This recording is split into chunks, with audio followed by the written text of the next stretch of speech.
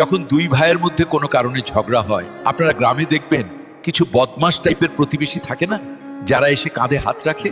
তারা এসে আপনাকে কান পড়া দিয়ে বলবে, আরে রে রে, তোমার সাথে এটা খুবই খারাপ হয়ে গেল, তোমার ভাই তোমার এত বড় ক্ষতিটা করে দিল। তারা বলবে, ওকে ছাড়ো, আমার বাড়ি চলো। আর আপনি যদি সেই সময় তার বাড়িতে চলে যান, তাহলে সে আপনার সম্পূর্ণ মাথার দখল নিয়ে নেবে। আর পরের দিনই আপনার ভাইয়ের সাথে আপনার মারাত্মক ঝগড়া সে নিশ্চিতভাবে বাঁধিয়ে দেবে, কারণ তার আসল উদ্দেশ্যটাই তো হলো ওইটা। আসলে সে তো অনেক দুর্বল, তাই না? সে একা আপনার সাথেও লড়তে পারবে না, আবার আপনার ভাইয়ের সাথেও একা সে লড়তে পারবে না। আর আপনারা দুজন যদি সবসময় মিলেমিশে একসাথে থাকেন, তাহলে তো সেই প্রতিবেশী আপনাদের দুজনের কিছুই করতে পারবে না। সে জানে, সে খুব ভালো করেই জানে যে দুজনকেই যদি কোনোভাবে আলাদা করে দেওয়া যায়, তাহলে দুজনকেই খুব সহজেই সে শেষ করে দিতে পারবে।